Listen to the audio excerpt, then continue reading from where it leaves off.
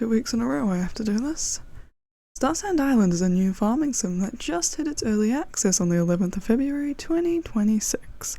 After having gone through its alpha and beta stages, I happened to stumble into and play it during its demo stage and absolutely fell in love with this game. And I was so excited when it was announced that early access was coming. But within its first day of release, it had already hit hot water. Starsand Island is your traditional 3D farming sim with a bit more appreciation for design. Think Coral Island meets Heartopia. You work your farm to earn money, fight monsters in the caves for resources, and you learn new skills and get quests from NPCs. The Allegations. Botting reviews, intransparent use of anti-cheat software, posing as an indie company, having a hostile Discord, and regional pricing. Firstly, I have to say all of these are simply allegations. Seed Sparkle Lab, from here on Seed Lab, haven't admitted to doing anything, and everyone is innocent until proven guilty in the court of law, which this is not. So please don't sue me, I am no one. This video is simply to report on the situation and is by no means trying to provide evidence for or against any of the claims. And I also have to add that I am by no means a professional when it comes to researching, game development, coding, or crowdfunding, so please let me know if I get anything wrong. And let's get on into this. The review botting allegations. Within the first hours or so, Starsand Island already had an overwhelmingly positive review section, which you would think is great, but there was something suspicious about it. There was an abundance of short 1 or 2 sentence reviews that just seemed odd. And when you clicked on the profile, these people had all played the same games with roughly the same hours listed in their recently played. Okay, I'm literally playing Heartopia right now, and I've been reading up on Starsand Island because I saw a review. Where is? There you go, here it is. This is my Twitter. I'm doing research for a completely different video up here. Like, these are like, I'm not gonna hold over them because I will probably show the title. These are 2 different videos I'm playing. And Starsand Island got announced that it was releasing today, and I was like so excited because I played the demo, it was super great, super fun and all that, and then I was like, I'm gonna buy it, and then I kind of saw the price that they were pushing, and I was like, oh, I don't know if I'm gonna buy that, but it's on special for me, which rumor has it is to do with where I live, which is crazy. And then I saw this tweet that reads, funny how in the span of 30 minutes Starsand Island got all these positive reviews from users who happen to all have the same account activity. And so you can see this person, they last played, so this person obviously doesn't live in the same region as me, they last played today, 4 hours, they last played Project Zomboid and Tabletop Simulator. This next person, the same, roughly the same hours and everything. 4th person, the same, roughly the same hours and everything. That was the 3rd, this is the 4th person. I was like, oh my god, and this is where I was like, oh, I'm gonna load up Steam and I'm gonna go check the reviews of Starsand Island. And to, you know, go like verify, see what it's like, right? So these are the top reviews. So I'm currently looking at all reviews. They're all, I'm filtering by recently updated. So I actually was previously just looking at the negative reviews because I was like curious to see what people were saying. So if you look at this one, this is a positive review. Attention to detail stands out from animation feedback to which also, by the way, blatant lie, because people have been saying that the animations suck. That like one of the most things, the graphics are awful apparently. To environmental sounds, also someone said that like there is like no sounds. If you turn the music down, like there is no environmental sounds. Encouraging players to slow down and enjoy the moment. Okay, so we click on this person. By the way, this profile picture looks oddly similar to one we saw moments ago, I think. Once again, this person has, you know, they've played today. So once again, I live in a different time zone to the person who shared that tweet, obviously, so it's today for me, it's the 12th for me, not the 11th. Yeah, 4 hours on record, Project Zomboid, Tabletop Simulator. I was like, oh my god, is this real? What the hell? And see this next one. The NPCs are plentiful and distinct, which also I've seen a lot of negative reviews that have been saying the exact opposite, that they're bland, no personalities, and that like people don't even like the designs of them. But dialogue that fits their personalities, making it easy to feel like you're truly living on the island. Okay, so we'll go click on this bit, see what they've got. Once again, the last play today, roughly 4 hours. Project Zomboid for 4 hours. Tabletop Sim 4 hours. Why am I flubbing? I'm like getting so excited. I don't know why. 3rd one. The animal design deserves special praise. They are not only adorable, but also interact with your actions. I have spent a long time just crouching down to watch a rabbit eat grass. It is healing in the best way. Okay. Once again, 4 hours. Project Zombie, Tabletop Sim. See, this person has more hours here and less here though, but like, it's the same. And so there is obviously a question being asked about whether or not they're paying people to leave fake reviews. Oh, I don't know if I trust this review, because like, as I said, like a lot of the negatives are really, really negative. Yeah, you saying that this is smooth makes me doubt you. There you go. I might have to blur this. I don't know if this is a real person, you know. Project Zomboid, Tabletop Sim.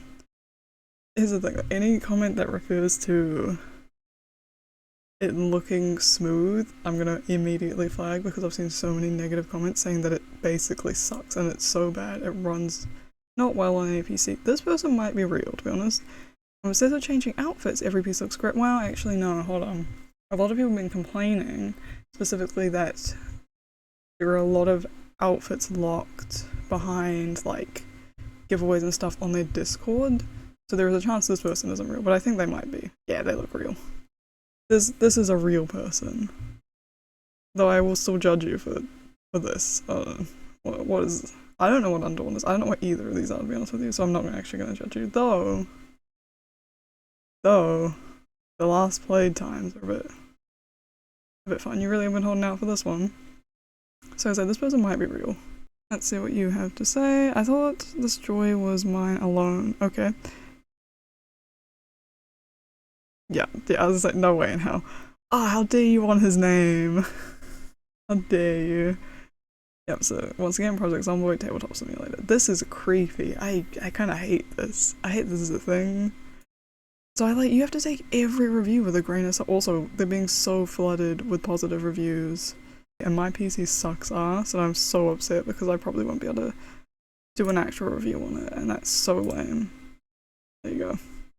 It's so insane. Oh, there it is.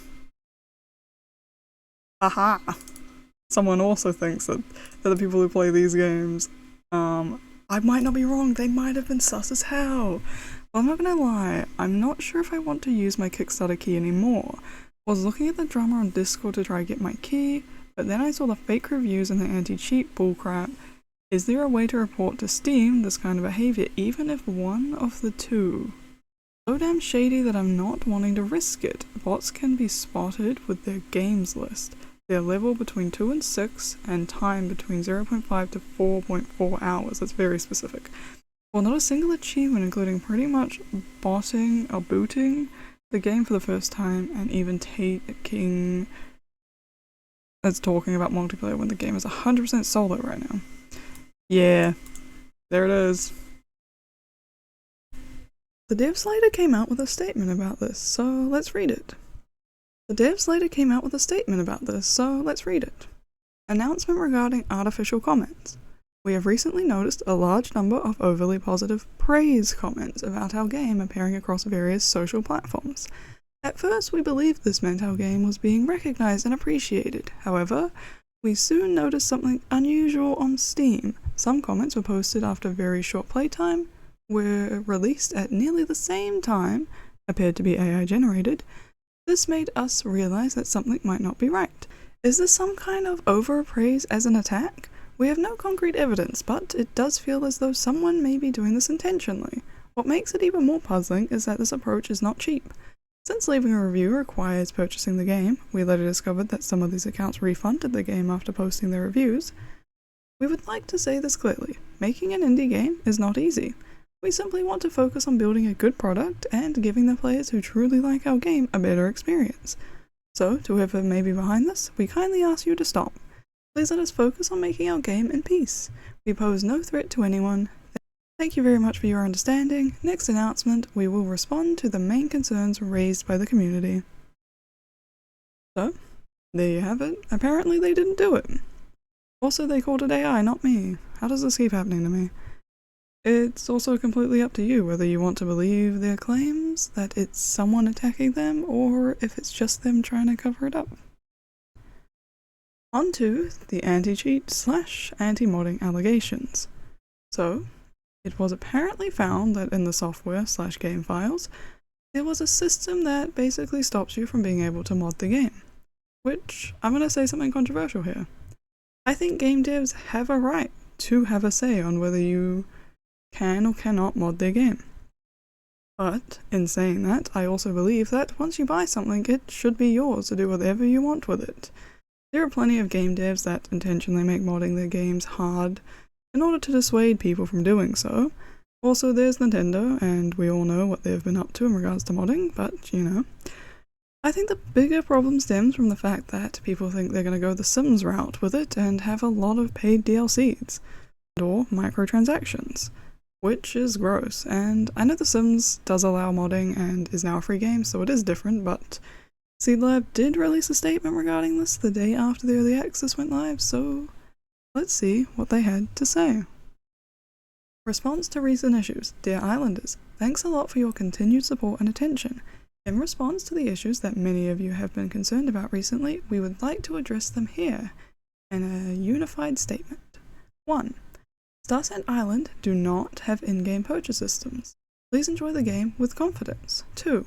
All unreasonable or overly restrictive clauses in the user agreement have been removed. We will never restrict players from using mods or other custom content, and there is no anti-cheat system implemented in the game. After the full release, Steam Workshop will also be open to allow everyone to freely create and share ideas. 3. Regarding feedback about the lack of voice acting and story content, we have taken note of this and will add more voice lines and narrative content in the full release to further enrich your gameplay experience. 4. As for issues such as model clipping and stiff controls, we have received your reports and will continue to optimize the game. Update logs will be provided so that everyone can follow our progress on fixes and improvements. 5. All Red Note themed items will be obtainable through in-game themed event tasks in future updates. Starsand Island is not perfect, and we will continue to listen carefully to the voices from our players while constantly improving and refining the game. We firmly believe that only through the joint efforts of both developers and players we can create a positive community environment. Once again, we sincerely thank you for your feedback and continued support. Starsand Island team, Seed Sparkle Lab. This was actually a very interesting response. They claim there is no anti-cheat software and that players are free to mod the game, which is interesting. As someone who hasn't and doesn't know how to mod, I really can't talk on whether this is a true statement, but I will add that a lot of reports on the situation also refer back to when the game was still in its demo phase, so there is a chance that there was a system in place to stop modding while it is still in demo, which, to be kind of fair, makes sense because the game itself was, and still is, being worked on, so they probably have a bunch of things that they want to add on the full release, and didn't want mods to spoil final release. But if this version can be modded, then it's a great opportunity to see what the fans truly want from the game. Edit to add. They just announced that they will be adding mod support in May of this year, which means I rewrote this paragraph about 4 times for no reason, and now I have to add this edit. They also dispelled the microtransaction claims, though paid DLC is still a thing that they are willing to do, which we'll get to in a moment. I think the bigger problem I had with the game files weren't the potential anti-cheat software, it was the permissions the game asked for. This was a thing during the demo, and it seems it might still be for the early access, where the game asks to look at things that don't have to do with the game, and specifically during the demo, people found that there were some domains that the game tries to contact, with the names relating to CSUN, specifically the Amazing CSUN/CSUN Games, which is a subsidiary company of Kingsoft, which is a major Chinese software developer, which is where the allegations about them not being an indie company comes from. Once again, this is all alleged, and I never personally went digging through the files, even when I had the demo, so take all of this with a grain of salt. It is reported that CSUN Games is an investor of Seed Lab, and therefore Starsand Island, but the fact that they might be sending player information to someone who is just an investor is a bit odd, but I also know that this isn't entirely uncommon to see in games. Contacting/sending info to other domains, people are only really taking issue with the names associated with these domains. All unreasonable or overly restrictive clauses in the user agreement have been removed. The EULA. I went back and read about 75% of the original, which is probably more than any other terms of services I have ever read, but it was necessary for this, and there are 5 different clauses I'd like to talk about. Going in order of appearance within the document, firstly, the fact that we are walking into a world where we won't own anything. Clause 3.1. Our services are licensed to you, not sold, subject to your compliance with these terms. We hereby grant you a non-exclusive, non-sublicensable, non-transferable, i.e. not for sharing, personal, limited license to install and use our game only on your computer or other device, which must be designated by us as being compatible for use with our game. Company reserves all rights not expressly granted to you herein, subject to your strict compliance with these terms. We grant you a limited, non-transferable, non-sublicensable, irrevocable, and non-exclusive license to use our content for your personal and non-commercial use and purposes. You may not access, copy, modify, or distribute any Seed Lab service content unless expressly authorized by us or permitted by law. Next is the real criminal that everyone has been talking about, the anti-cheat software that's never been there. Clause 3.4. Our game may have built-in mechanisms designed to prevent granting one user an unfair advantage over other users. These actions are cheating, and the software is the cheat detection software. We may add or update our cheat detection software periodically as we may require in our sole discretion. The services and/or the cheat detection software may conflict and transmit details about your game account, gameplay, and unauthorized programs or processes in connection with cheating. Subject to our privacy policy and applicable law, in the event that we, in our sole discretion, conclude that you are cheating, you agree that we may exercise any or all of our rights under these terms, including termination of these terms and your access to our service. The third one pertains to data sharing, which is likely referring to the domains discussed earlier. Clause 3.2. We may share your data with our affiliates, group members, and service providers who will only use your data in accordance with this policy to facilitate the provision of our services to you or for other purposes as indicated below. Affiliates. Seed Sparkle Lab is a global company and has affiliates all over the world. In order to provide our services, we will share your personal data with our affiliates based on the respective legal basis and data processing agreements signed between us. The fourth is similar, but this one goes into international data sharing, which I just wanted to add in correlation with the previous point. Lastly is virtual goods, which alludes to in-game/microtransactions, but seemingly is about DLC now. 4. Virtual goods. 4.1. The game may sell the game service in the form of virtual goods, referred to in these terms as virtual goods, from time to time. Virtual goods include, but are not limited to, virtual items. Character skins, mounts, and vehicles, digital cards, experience boosts, gear, and other customizations for your in-game characters, and other such digital add-on items that may improve your game experience in some way. Points, credits, tokens, and currency for use in-game. 4.2. You can obtain different virtual goods in various ways in the game, and we may allow you to purchase some virtual goods with real money or virtual currencies, including any type of digital currency. Certain virtual goods in the game may be unavailable if not purchased. I also want to add this that you still don't own any of this stuff. As of recording this, however, they have updated it, as stated earlier, where most of the above clauses have been removed. The only thing really remaining is about data sharing, but they have written it in a less alarming way. It does still state that they will still collect your data and will probably still share it with their affiliates. Now let's talk about the regional pricing allegation. This one I wasn't originally going to add, but I thought it'd be interesting to talk about, and it is actually more complex but also simpler than we thought. Simply put, Steam itself has a regional pricing problem. And there are many people talking about this because it affects your ability to gift games to people in different countries. Seemingly, Steam doesn't allow you to gift a game to someone if the price they would pay is $10 more than yours, which is crazy because just let me pay their price? But no, it doesn't work like that apparently. So, back to the point. I was originally curious to ask anyone watching to say how much it costs where they are. If they're comfortable, obviously, just for science.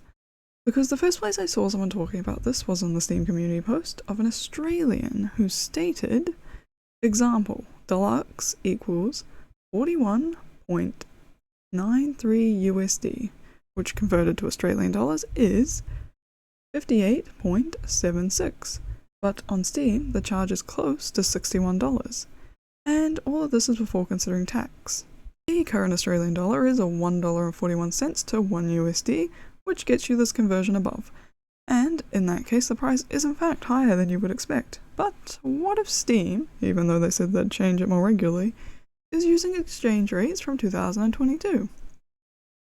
Annoyingly enough, this article I found, with all the rates and prices, doesn't list the price of Starsand Island, so I had to do the math myself.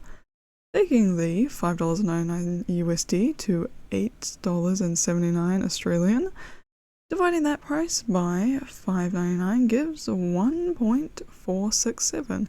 Then timesing that by the $41.93 for Starsand Island, this gives you about $61.53, which is roughly what they said. This is really rough math, by the way, so it might not be that accurate, but there you have it. This issue is most likely just a Steam thing, which does suck, but what are we to do about that? But as a caveat to all that I just said, one of the Kickstarter backers stated that the price where they live is roughly 50% cheaper compared to everywhere else. So, I don't know anymore. The bigger issue with the pricing is the pricing. $40 for an early access farming sim is a lot. Plus, day one paid DLC is crazy. This is what stopped me in my tracks. I was fully gonna buy Starsand Island on release, but I just couldn't justify the price, given it's not even a finished game yet. Not to mention all that's coming out right now. In that regard, the game is currently 30% off, possibly due to the backlash Starsand Island is getting. It is also available on all consoles, well, at least it will be. Currently it is only available on Xbox for roughly the same price, and is available on Game Pass Ultimate, like Coral Island was during its own early access, which I played and loved. And this news did make me want to cry, because I no longer have Ultimate. Why is the price so expensive? I'm now just gonna shot fire all the remaining allegations that aren't necessarily less important, but are more minute and harder to prove without having been directly involved. So, Starsand Island was kickstarted, with the pricing starting at around $20, which was later raised to $25, and all the backers were gifted the deluxe edition. So, the problem? They were promised 2 keys for the game, and a fair amount of them have reported either not getting them or only getting one of the 2, as well as not being able to get in contact with the company as they inquire about this problem. It also seems that the higher tiers of the Kickstarter were just for cosmetics, which were roughly $20 to $25 each, so the DLC situation makes sense now. In this regard, the Discord is reportedly a very hostile place for anyone with criticism of the game. Apparently any negativity results in backlash, and has created a view that the Discord is becoming a cult, which is very funny to me. Gameplay is supposedly worse than the demo, reportedly with more bugs, character movement isn't as smooth, mounts often break, and are controlled undesirably. People have even reported not being able to run it on their PCs. Don't even get me started on what's probably happening to console users. The story itself is also lacking. People are reporting that quests are just a means to an end, there isn't a lot of personality in the characters, and inconsistent voice acting is ruining the experience, as well as an all-round lack of ambient sound and an abundance of hand-holding. There were a few people claiming that there was AI usage within Starsand Island, but I honestly don't think there is, apart from maybe using it to translate their text. But as I've said in previous videos, I am blind to this, so anyone who's playing, feel free to let me know your thoughts on this. Finally, this was going to be the section where I played the game and talked about my thoughts, but I just couldn't bring myself to buy it after reading all those reviews of people saying to just wait. To be honest, there's a chance I cave in the next few days and just buy it anyway, but I really don't know. Given everything I've read about this game, the company, and the other players, it just doesn't seem like the nicest environment to be in, which sucks because I really liked the demo and was so excited to play it. So now, it's your turn to make your decision. Is there any truth to these allegations? Does it even matter? And will you be playing Starsand Island? Until next time, peace out, and bye-bye for now.